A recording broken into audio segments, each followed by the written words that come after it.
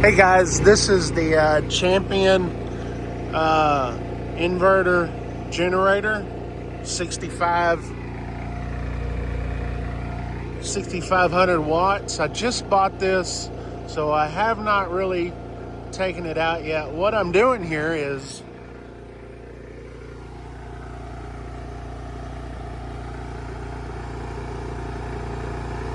I'm letting it run. It's got 5 hours. And I'm doing the whole break-in thing, okay? Now this one doesn't have the electric stop, but I'm gonna do the break-in on it. This thing is pretty quiet. I've had it already plugged into the RV. It runs the AC. There's a 28-footer. And it runs everything just fine. And I bought this thing at Home Depot for like $1,000. I thought it was an incredible deal on this, and Champion has a lot of good reviews. All right, I got the 5 hours in. I let the oil warm up here, and so to take off this panel, it's really simple. Just turn those knobs, and the panel comes right off. There's your oil, and this is your drain plug right here. So it's all pretty simple. I have it up on a I have it elevated off of here, but man, this thing is super sharp. Again, I haven't had it out running it full time just yet. We're going to the NASCAR. You'll see that here on this channel, Texas Motor Speedway. We're going camping, and I've got a generator, but and I believe it's 6,500 watts, but it's not an inverter one, and it's extremely loud. This one's considerably quiet, much more quiet compared to that other one. And I needed to run everything, and I was looking at some that were smaller in wattage for around the same price. And I was like, what the heck? I went to Camping World, and I saw one that Cummins made, and it was smaller than this one. I think it was like 4,500 watts max, and that's max.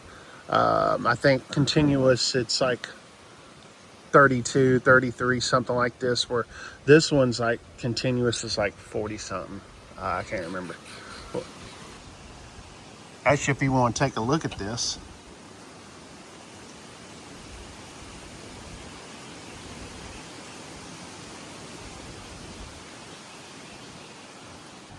so it's plenty enough for what we need, and we actually tested it with the AC and the microwave, and it ran just fine where the Cummins wouldn't. And that Cummins that they wanted at the Camping World was like $1,500. So I saved 500 and got more. Only thing is that other one had the fancy stuff like the electric start and the remote start and all that. Okay, I took this thing out of the little clip right there. Hopefully that didn't break it. And this is supposed to come out right here. Here it goes. It's already starting to pour out. And yeah, now I'm getting my little wagon thing all oily. That's all right. Let me get that thing off. There we go. Now the point of this break-in is to drain it, get all the little pieces of metal, little metal shavings if there is any, and just do them, because it doesn't have like a filter or anything. So and so far it's pretty clean. What you see in there is like bubbles. All right, we're pretty much drained out. I don't know if you could tell, but I put it out here in the sun, and you could definitely see some little bitty microscopic little glitter in there. So it's good that we changed the oil. Hear the gun? Hear the gunfire? We're out here in the country, don't you know? Fill this thing back up with oil. Takes 10W30. And let's see if this thing clips on.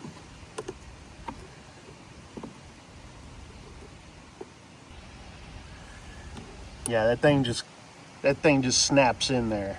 So yeah, no problem. I just had to put the phone down to do it. So I'm going to go and fill this thing up with some oil, and we'll be good to go. So they provided a funnel. You think, oh no, big deal. What's cool about this is kind of has like a little angle thing right here, and it just goes right in like that, and it doesn't slip out. Has that little unique little shape to it, and so hey, that's pretty neat, right?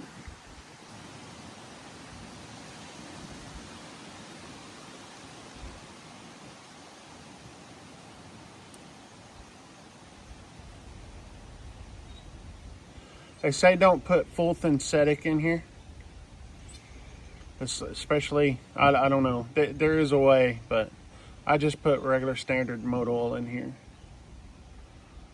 And it'll take pretty much this whole quart. All right, obviously this is not a full review. This is just the break-in oil change. I want to take this out to the racetrack this weekend, and then I can give you guys the full review of this. But that's our new toy, if you want to call it that.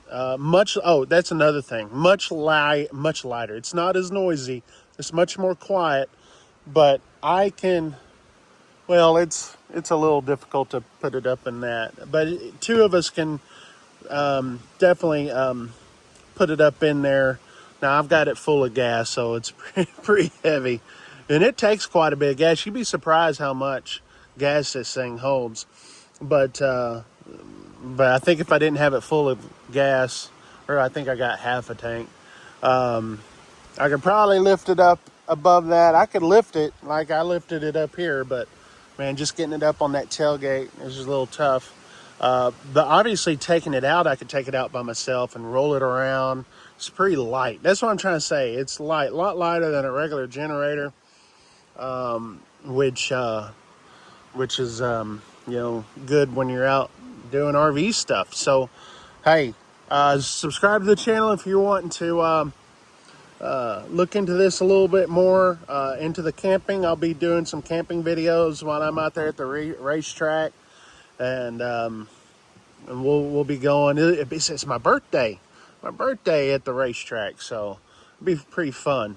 Anyway, from the house where we're not camping, we'll talk to you later.